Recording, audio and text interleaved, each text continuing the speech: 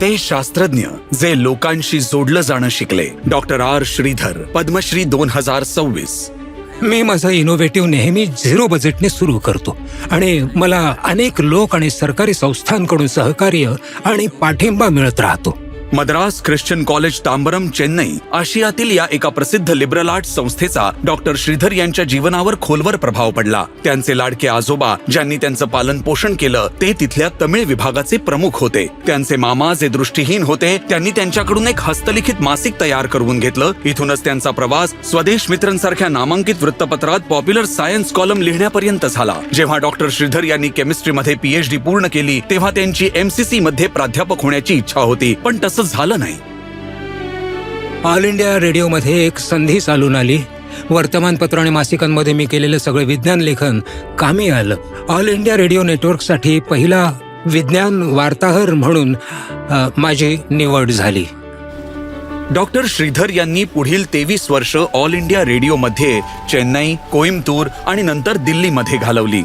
या काळात ते सायन्स फेस्टिवल्स आणि परिषदा आयोजित करत राहिले आणि रेडिओला शिक्षणाचं माध्यम बनवलं. त्यांचं म्हणणं होतं की रेडिओ इंटरॅक्टिव्ह आणि पार्टिसिपेटरी असायला हवा. ही या माध्यमासाठी एक नवी दिशा होती. 1991 मध्ये department of science and technology सोबत मिळून त्यांनी मुलांसाठी 18 भाषांमध्ये विज्ञान विधी कार्यक्रम सुरू केला. जर रामायण आणि महाभारत यासारखे महाकाव्य दूरदर्शनवर वर्षानुवर्ष चालू शकतात तर एखादी लॉंग रनिंग रेडिओ सिरियल का नाही? अशा प्रकारे द स्टोरी ऑफ मॅन, मानव जातीची उत्क्रांती हा कार्यक्रम बनला. ही मुलांसाठीची जगातील सर्वाधिक काळ चाललेली सायन्स रेडिओ सिरियल होती. इतक्या मोठ्या प्रमाणावरील प्रयत्न यापूर्वी कधीही ऐकला गेला नव्हता.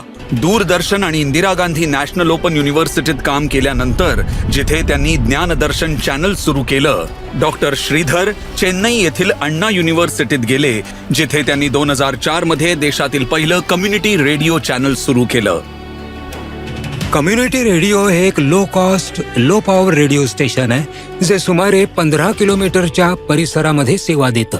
ते अगदी 10 बाय 10च्या छोट्या स्टुडिओमध्येही सुरू होऊ शकतं. ते रेडिओ जॉकीवर आधारित नाहीये, ते लोकांसाठी आणि लोकांकडून चालवलं जातं. आज कम्युनिटी रेडिओचा विस्तार 550हून अधिक ठिकाणी झालेला आहे. त्यापैकी अनेक ग्रामीण भागात आहेत. त्यांना खऱ्या अर्थाने भारतातील कम्युनिटी रेडिओचे जनक म्हटलं जातं. डॉक्टर श्रीधर यांचा विश्वास आहे की डिजिटल रेडिओ मॉन्डियाल सारखी तंत्रज्ञानं प्रभावी आणि बहुपयोगी उपाय देतात आणि त्यांचा मोठ्या प्रमाणावर वापर केला पाहिजे. डिजिटल सोबतच रेडिओ आता एक व्हिज्युअल एलिमेंट देखील आणू शकतो. डॉक्टर श्रीधर पब्लिक सर्व्हिस मध्ये संशोधक म्हणून एक उत्तम आदर्श आहेत. त्यांनी आपल्या संपूर्ण करिअरमध्ये कधीच मर्यादा जुमानल्या नाहीत. कम्युनिटी रेडिओसाठी खूप कमी गुंतवणूक लागते. शासकीय अनुदानही उपलब्ध आहे. त्यातील कंटेंट हा crowd created, crowd sourced, crowd managed आणि क्राऊड मॉनिटर्ड असायला हवं. माझी इच्छा आहे की भारतातील प्रत्येक गावामध्ये एक असा कम्युनिटी रेडिओ असावा जो लोकांचा आवाज दर्शवेल. Doctor R Shridhar, Padmashri 2026. कोडी कोडी नमस्कार.